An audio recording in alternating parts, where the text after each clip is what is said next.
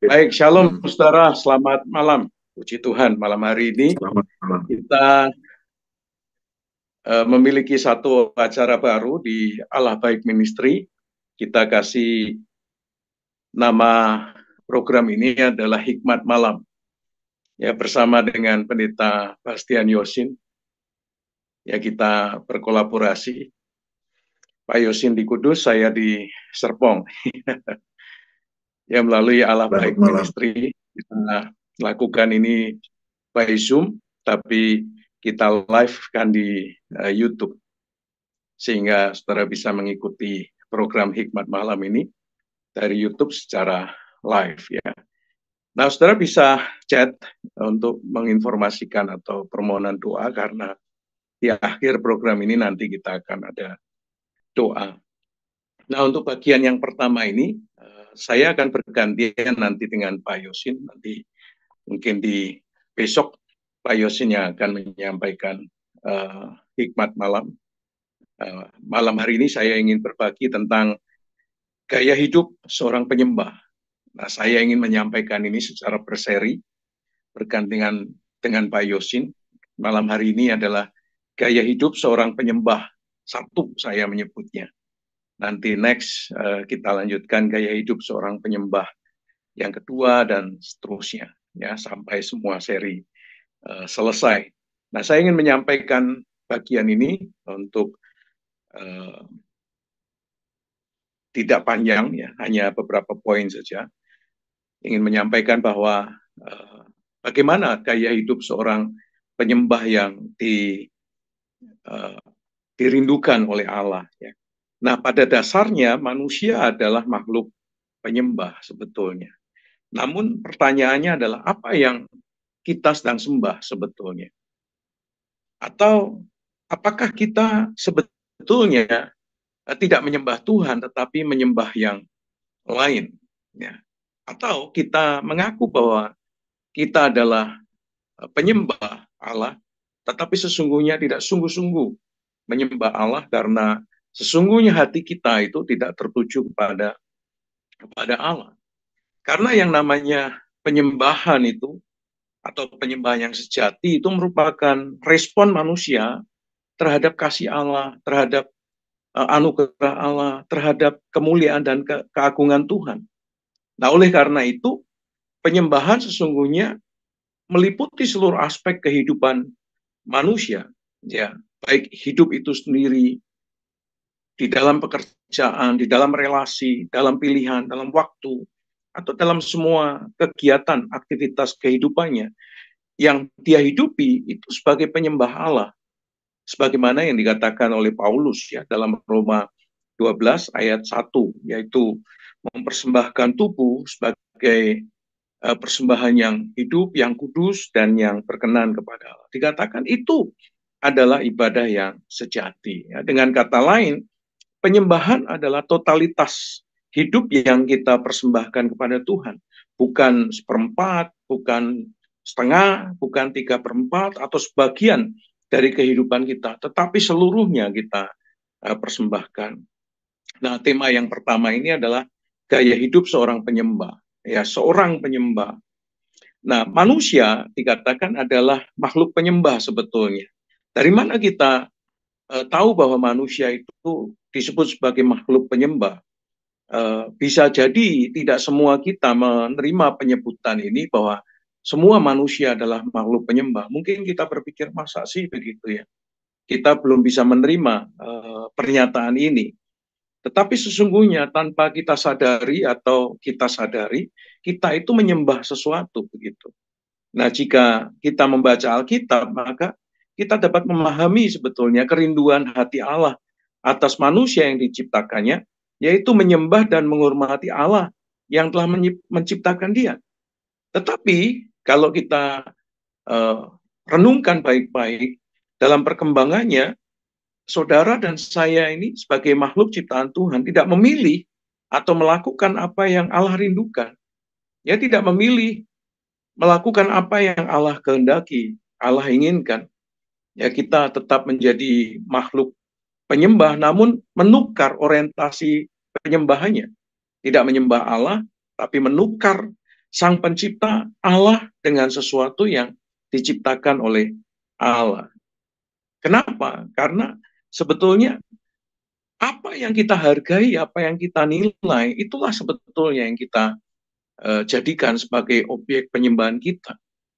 Nah, pada dasarnya penyembahan itu berhubungan erat dengan nilai, dengan sesuatu yang kita hargai atau yang paling kita hargai. Bisa jadi itu bicara tentang orang, itu bisa jadi bicara tentang benda, bisa jadi bicara tentang pengalaman, bisa jadi itu jabatan, gelar, pekerjaan, kesenangan, dan lain-lain.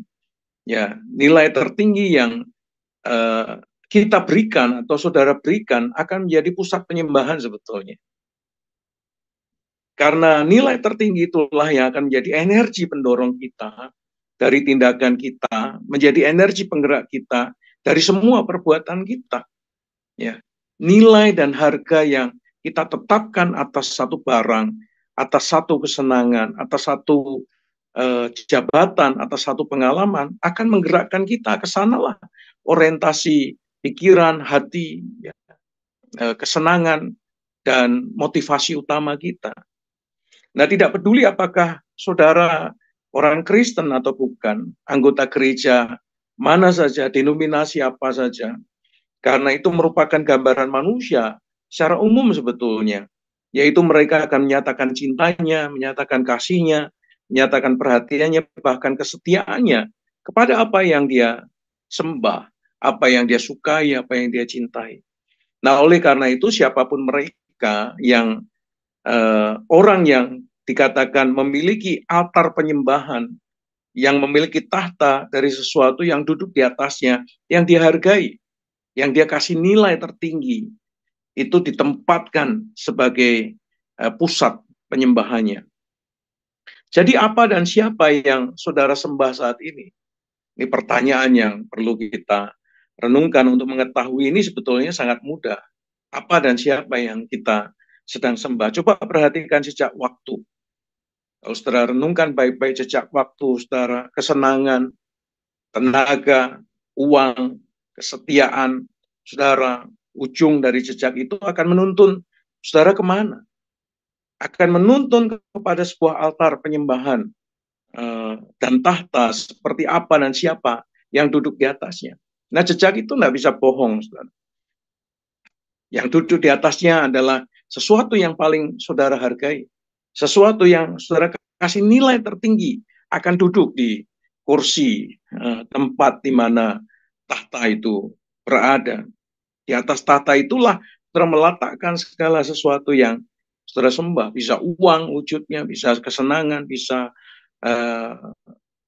dosa, bahkan bisa kejahatan. Itu menjadi tempat di mana saudara menyukainya, memberi nilai tertinggi atasnya. Sehingga dapat disimpulkan bahwa penyembahan saudara pada dasarnya menunjukkan apa yang saudara perbuat ketimbang apa yang saudara katakan sebetulnya. Mulut kita bisa mengatakan kita menyembah Allah, namun perbuatan kita menyatakan hal yang berbeda. Nah, dengan melihat jejak-jejak apa yang sedang kita tempatkan di altar dan tahta, pertanyaannya, masih beranikah kita mengatakan bahwa kita adalah penyembah Allah? Kalau kita perhatikan gereja misalnya, penyembahan di dalam dinding gereja atau di luar dinding gereja, ini merupakan hal yang penting untuk kita juga koreksi atau lihat. Alkitab mengatakan harus menyembah Allah dalam roh dan kebenaran. Namun pada dasarnya penyembahan adalah aktivitas jiwa manusia. Oleh karena itu semua manusia melakukan aktivitas penyembahannya setiap saat dalam waktu yang tidak terbatas, baik ruang maupun waktunya. Jadi seharusnya penyembahan adalah sebuah tindakan yang tidak dibatasi oleh ruang dan waktu. Menariknya, saudara, dalam dunia ini orang dari semua generasi terus-menerus melakukan penyembahan berdasarkan apa yang mereka anggap paling berharga, paling bernilai dalam hidupnya. Sehingga tanpa mereka sadari sepanjang hari mereka melakukan penyembahan di segala tempat di mana mereka berada. Tidak dibatasi oleh ruang dan waktu. Tetapi persoalannya mereka melakukan penyembahan tanpa batas itu orientasinya berbeda, ya, tujuannya berbeda. Mereka menyembah dosa di mana saja, kapan saja. Mereka menyembah kejahatan kapan saja, di mana saja. Mereka menyembah seks di mana saja dan kapan saja. Mereka menyembah uang, mereka menyembah film, ya, film-film Korea, drakor. Mereka menyembah game di mana saja dan kapan saja, bahkan tidak ada waktu yang membatasi mereka. Menyembah device, ya, menyembah media sosial, menyembah hobi dan kesenangan duniawi lainnya. Coba perhatikan konser-konser musik sebetulnya. Kita bisa melihat di sana manusia mengeluhkan sang penyanyi, manusia mengeluhkan sang pemusik. Jauh lebih bergairah, jauh lebih bersemangat. Mau membayar harga sekalipun mahal sekali. Jauh, bahkan rela-rela pergi dari jauh, datang ke tempat itu. Berdesak-desakan, melampaui penyembahan yang ada di gereja. Penyembahan di gereja mah biasa-biasa. Tetapi orang bisa demikian rupa melampiaskan kesukacitaan mereka di tengah-tengah konser yang ada. Nah, kalau kita lihat lagi, seorang punya ilahnya sendiri sebetulnya. Nah, dalam sejarah umat manusia, dan dengan segala budaya dan tradisinya masing-masing, memiliki ilahnya masing-masing. Saudara, kita dapat menemukan jejak-jejak, tanda prasasti, serta peninggalan yang menggambarkan berbagai macam bentuk penyembahan yang telah mereka lakukan. Ada begitu banyak tanda prasasti bahwa dari zaman ke zaman, dari generasi ke generasi, sebetulnya manusia adalah menunjukkan sebagai makhluk penyembah. Ada berbagai macam bentuk tempat, sarana prasarana penyembahan yang mereka lakukan. Ini menggambarkan sebetulnya dari waktu ke waktu, dari sejak zaman dahulu sampai sekarang, manusia itu ditarik dari satu ilah kepada ilah yang lain, dari satu dewa kepada dewa yang lain. Ilah-ilah itu membutuhkan sesuatu untuk diunggulkan, sesuatu untuk disanjung, dan sesuatu untuk dipuja.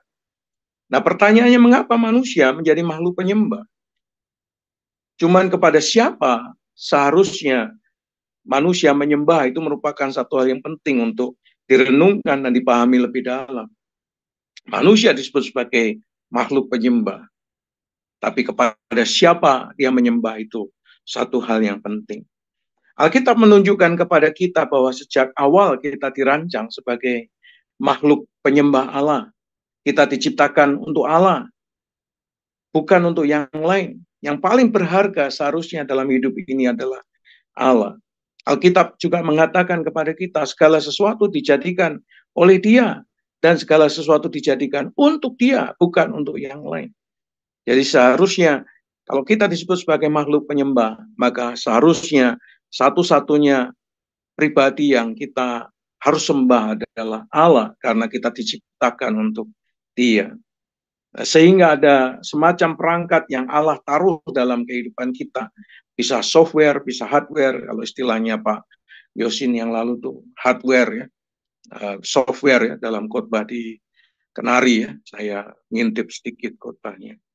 Nah, software yang ditaruh di dalam hati manusia, hidup manusia, dalam jiwa dan roh kita, agar kita selalu terus-menerus itu merindukan Allah. Software itu connect dengan Allah, ya. Terus merindukan Allah, merindukan Sang Pencipta. Sebuah perangkat yang menarik kita bukan kepada yang lain, tapi sebuah perangkat yang menarik kita kepada Allah. Nah, oleh karena itulah pada dasarnya manusia selalu mencari Allah untuk menyembah Dia. Tapi seringkali kita tersesat ya, lebih melihat yang lebih bernilai dan berharga daripada Allah Sang Pencipta. Jadi mereka anggap ada yang lebih berharga daripada Allah. Ada yang lebih bernilai daripada Allah. Sehingga mereka mengabaikan Allah dan menyembah kepada yang lain. Yang kita anggap lebih berharga, lebih bernilai daripada Allah.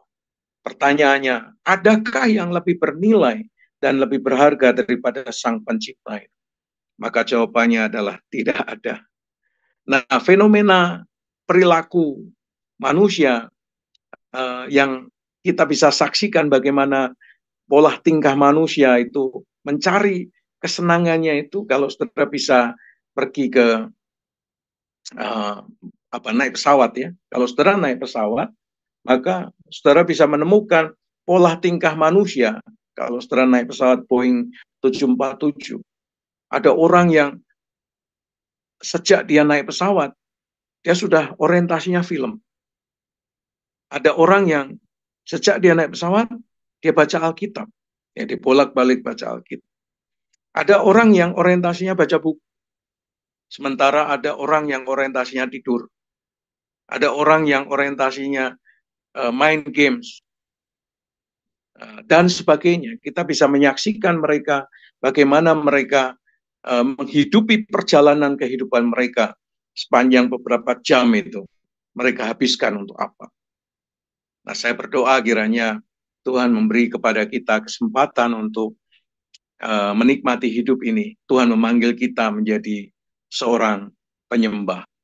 Nah, saya berdoa kiranya dari sini kita akan melihat kalau kita dipanggil sebagai seorang penyembah, maka seharusnya kita adalah penyembah-penyembah Allah yang sungguh-sungguh. Nah, ini bagian yang pertama. Nanti saya akan lanjutkan pada bagian yang kedua dalam hikmat malam yang akan datang. Kita akan ada Pak Yosin ini.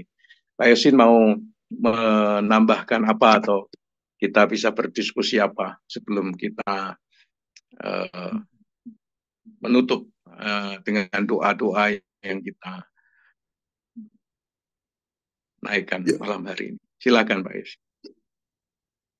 Ya, pemahaman saya tentu didasari Alkitab. Ya, tidak ada dasar yang dapat saya pakai karena saya merasa apa yang disampaikan dalam Alkitab sesuatu yang memberi kepada saya makna dan inspirasi dalam hidup serta sikap ya untuk menjadi apa yang disampaikan oleh Pastor Trofimus tadi ya, penyembah begitu.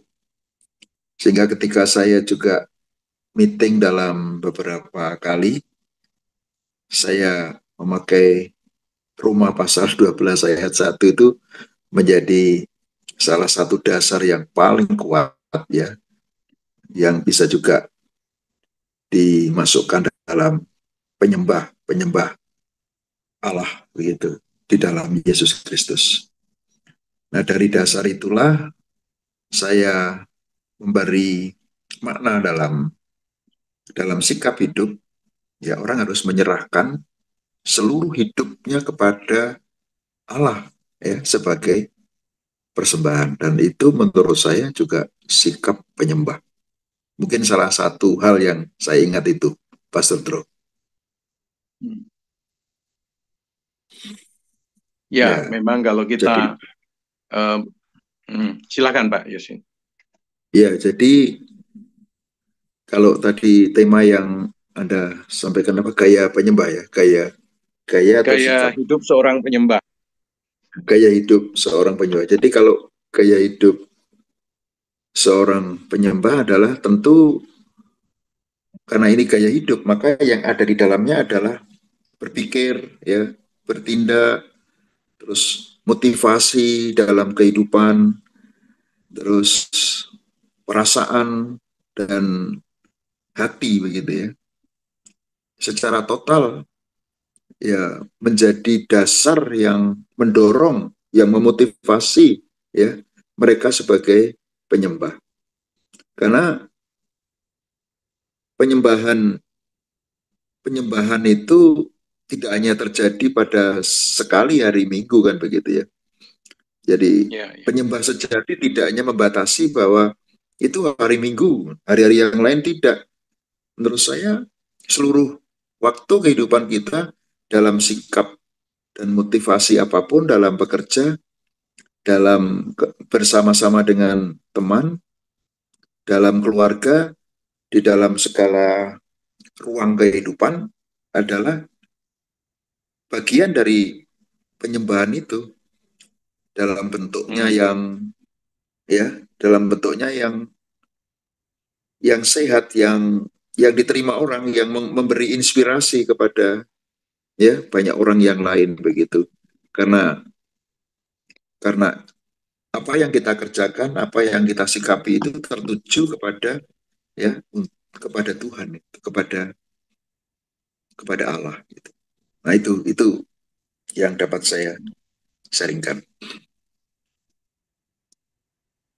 Ya, berkenaan dengan gereja, spill sedikit ya. Jadi itu masuk ke nanti topik yang ketiga, gaya hidup penyembah.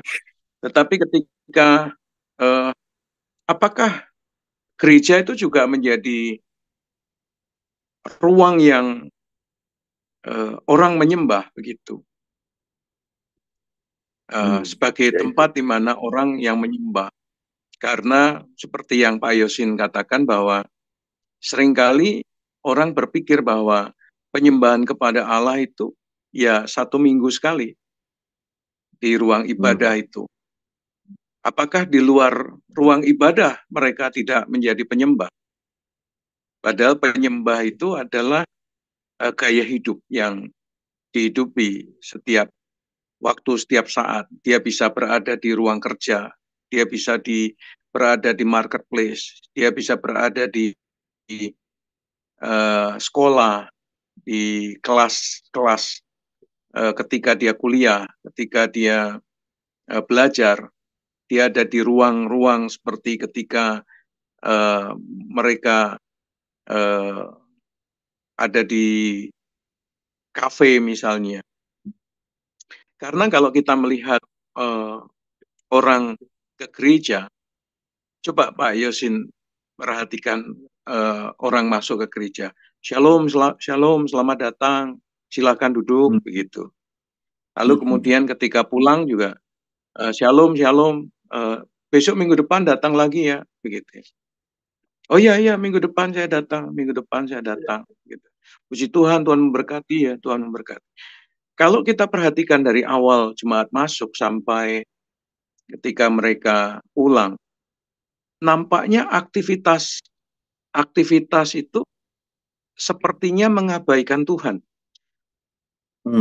Ya, aktivitas percakapan, aktivitas penyapaan, begitu ya. Kalau istilahnya Pak Yosin kan Bapak itu ya, memanggil penyapaan Bapa ketika orang masuk dalam ruang ibadah itu terdengar atau enggak, atau hanya sayup-sayup atau bahkan tidak terdengar. Yang lebih menariknya, seringkali kita seperti membuat Yesus yang kita jadikan sebagai pusat penyembahan itu, orientasi penyembahan itu hanya sebagai penonton yang melihat jemaat masuk, jemaat keluar, atau bahkan kalau toh kita anggap dia ada di altar sudah terkuasai oleh manusia. Orang fokus kepada WL-nya, orang fokus kepada musiknya. Atau toh kalau misalnya pengkhotbah, mungkin Yesusnya ada di sebelah pengkhotbahnya itu. Yang seringkali tak terlihat. Ya, ini imajinasi saya sih. Bagaimana menurut Pak Yosin? Saya beberapa kali, saya pikir kita juga pernah ngobrol dalam hal ini adalah seharusnya ketika betul-betul gereja itu melakukan suatu ibadah, itu kan bukan hanya menata liturgi, menata ritual-ritual, ya, tetapi ibadah dalam corporation sebagai gereja menurut saya, hal yang paling utama adalah ketika menyanyi, apakah pujian itu pujian bagi Tuhan dan kita sepertinya ketemu atau berhadapan dengan Tuhan bahwa kita sedang menyanyikan lagu untuk pujian bagi namanya.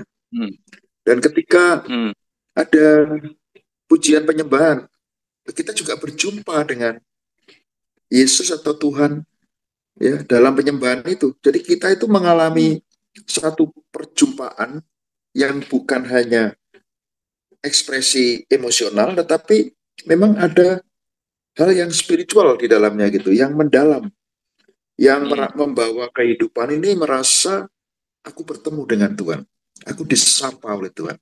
Ketika sang pengkhotbah itu menyampaikan firman Tuhan, sepertinya Tuhan sedang menyapa, Tuhan sedang menegur, Tuhan sedang menasihati, ya, sedang memberi encourage dalam kehidupan ini, ya, sedang memberi rasa lega begitu dalam khotbah-khotbah itu, ya, dan merasa ada kelegaan dan kelepasan, ya, dari sapaan sang firman hidup itu yang disampaikan oleh pendeta atau hamba Tuhan.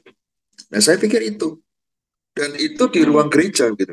Nah, apakah di mana? Di luar ruang gereja tidak ada perjumpaan dengan Tuhan? Ya tentunya berbeda ruang, berbeda tempat, tapi tetap menurut saya ada penyertaan di situ ya. Ada penyertaan, ada sapaan Tuhan, ada bimbingan, ada pendampingan Tuhan ya ketika kita di luar begitu. Nah, apakah kita akan menjadi orang yang aneh? Ya tentu tidak. Menurut saya kita normal.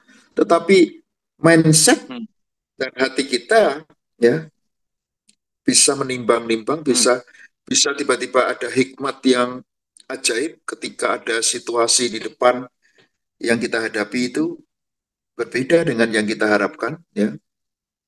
Nah, menurut saya kok itu ya gaya hidup itu begitu ya. Jadi di secara corporation memang di gereja, tetapi ketika kita di luar gereja bisa family, bisa pribadi, bisa di ruang kerjaan, atau bisa dimanapun gitu. Nah di sana ada terhubung lah gitu, terhubung ya dengan Bapa atau dengan Tuhan Yesus atau dengan Roh Kudus. Nah itu yang seringkali saya berpikir begitu dan mencoba untuk mengaplikasikan dalam kehidupan ini ya. Nah, untuk menjadi satu yang real dalam kehidupan pribadi. Ya kira-kira begitu. Dan nanti bisa ditambah lagi dengan kedalaman yang semakin dalam gitu. Bisa ditambah. Oke. Ya, puji Tuhan ya. Jadi semakin dalam ya dengan apa yang disampaikan oleh Pak Yosin malam hari ini, melengkapi bahwa gaya hidup seorang penyembah itu harus menjadi nyata dalam aspek kehidupannya, tidak hanya di dalam satu ruang gereja yang kadang-kadang bahkan kurang merepresentasikan kehidupan sebagai penyembah di dalamnya, karena ada banyak faktor yang membatasi bagaimana orang mengekspresikan penyembahannya kepada Allah. Jadi Tuhan memanggil kita sebetulnya sejak awal supaya manusia itu menjadi penyembah-penyembah Tuhan. Berharap jemaat Tuhan yang malam hari ini bersama-sama dengan kita melalui YouTube atau setelah recording ini bisa mengikuti bagaimana kita memiliki gaya hidup sebagai seorang penyembah, bukan hanya dalam satu segmen tertentu saja, tetapi meliputi seluruh aspek kehidupan yang tadi sudah disampaikan oleh Pak Yosin. Ya baik ya, kita ini satu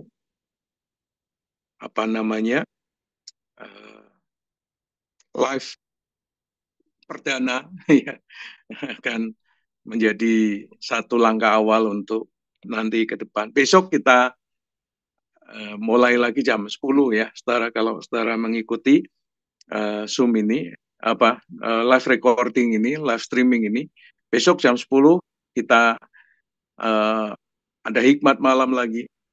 Pak Yosin akan menjadi berkat bagi kita besok, dan nanti kita tutup dengan doa-doa ya. Kalau ada yang di antara saudara yang ingin didoakan, boleh menginformasikan. Berharap ini menjadi langkah awal untuk menjadi berkat bagi saudara. Memang kami berdua ingin memberkati, caranya bagaimana memberkati jemaat Tuhan ini. Kami tidak punya ruang, tidak punya tempat, tapi Tuhan memberi fasilitas online ini sehingga saya yang di Serpong, Pak Yosin yang di Kudus bisa bersama-sama menjadi berkat bagi saudara melalui uh, online ini ya, saudara ya. Berharap ini akan menjadi langkah awal untuk menjadi berkat bagi teman-teman yang lain. Besok akan lebih baik lagi karena ini perdana. Tadi saya pikir suaranya keluar, ternyata masih belum keluar. Karena double, jadi saya matikan satu, ternyata tidak terdengar. Terima kasih tadi Weni yang memberi informasi di chat room YouTube, jadi saya langsung nangkep gitu ya. Puji Tuhan ya. Kita berdoa Pak Yosin ya untuk beberapa pokok doa. Kita doakan untuk Indonesia dan kita doakan untuk gereja dan pelayanan ini ya. Nanti Pak Yosin berdoa terlebih dulu apa saja yang Tuhan taruhkan di hatinya Pak Yosin. Nanti saya berdoa, lalu kemudian Pak Yosin tutup dengan doa berkat ya nanti ya. Oke. Ya, baik, silakan. Mari kita berdoa. Kami mengucap syukur bahwa malam hari di Indonesia kami bisa sharing kehidupan dan sharing pengalaman, sharing kebersamaan dengan firman Tuhan. Kami mengucap syukur Tuhan. Kiranya malam pertama yang kami lakukan ini menjadi berkat. Menyapa banyak orang yang ikut dan memberi kelegaan, memberi pemahaman, dan memberi spirit. Terima kasih ya Tuhan. Kami berdoa untuk acara ini akan terus diberkati oleh Tuhan, dan Tuhan memberi kepada hamba-Mu kami dan Pastor Trofimus urapan Tuhan sendiri. Apa yang kami sampaikan semata-mata kami ingin menjadi berkat dan memberi inspirasi-inspirasi baru di dalam percakapan kami. Terima kasih ya Tuhan. Kami berdoa untuk Indonesia, negara kami. Kiranya Indonesia ada dalam rancangan Tuhan yang baik. Bahwa Tuhan juga melihat Indonesia, melihat pergumulan bangsa kami, melihat pergumulan gereja-gereja, melihat pergumulan secara ekonomi bangsa, apapun ya Tuhan, kegelisahan atau hal-hal yang membuat kehidupan merasa lemah. Tuhan, Engkau melihat Indonesia. Kami mohon ada pewahyuan bersama-sama di gereja-gereja di Indonesia ini untuk memberkati Indonesia menjadi negara yang sejahtera. Terima kasih ya Tuhan. Amin. Dalam nama-Mu kami berdoa. Kami berdoa ya Tuhan untuk umat Tuhan dimanapun mereka berada, baik yang ada di Indonesia maupun teman-teman yang bisa mengakses hikmat malam ini. Kiranya Tuhan memberkati mereka. Tuhan campur tangan pergumulan mereka, hidup mereka, rumah tangga, pekerjaan, studi, dan masa depan. Kiranya diberkati oleh Tuhan. Ditolong oleh Tuhan. Tuhan buka pintu anugerah, kemurahan Tuhan dinyatakan. Sehingga keajaiban Tuhan dimanifestasikan. Terima kasih Tuhan, kami menyerahkan untuk gereja-gereja dimanapun gerejamu berada. Kiranya berkat Tuhan, cahaya Tuhan, terang Tuhan dapat dinyatakan, kemuliaan Tuhan dinyatakan. Muncul di Indonesia khususnya penyembah-penyembah yang menyembah Tuhan dalam roh dan kebenaran. Menyembah Tuhan dan menjadikan Tuhan sebagai pusat, satu-satunya pusat penyembahan dalam kehidupan mereka. Terima kasih Bapak, kami bersyukur untuk malam hari ini. Kami menyerahkan hikmat malam hari-hari berikutnya menjadi lebih baik dan menjadi berkat bagi umat Tuhan.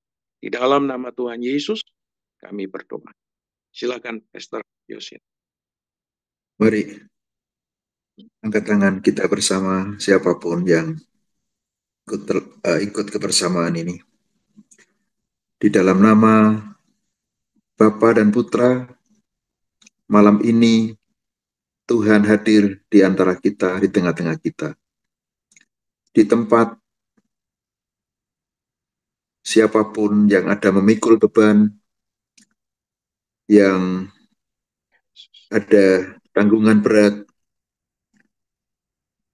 kehadiran Tuhan Yesus dalam hidup akan memberikan kelegaan. Karena Tuhan tahu setiap pergumulan hati setiap orang, bahkan yang tidak diucapkan sekalipun, akan menjadi tenang karena Tuhan hadir. Ada pelukan tangan Tuhan kepada saudara-saudara sekalian, dan damainya yang melebihi segala akal bersama-sama dengan saudara dalam tidur malam hari ini di Indonesia, dan kalau di negara yang lain sedang bekerja pun dalam damai sejahtera Tuhan.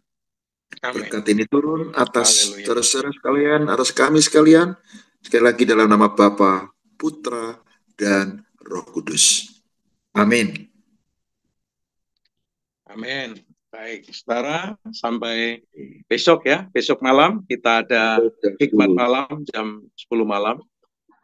Nanti Pastor Yosin akan berbagi dari perspektif yang Tuhan taruhkan. Kita mengalir. Amin. Dan kiranya hikmat malam yang hadir melalui APM ini menjadi berkat bagi saudara sekalian. Mulai besok akan lebih baik untuk siarannya supaya menjadi berkat bagi saudara yang mendengar. Selamat malam, selamat beristirahat, Tuhan memberkati saudara. Shalom. Shalom Pastor Yosin. God bless. Shalom Pastor Primus, ya, God bless.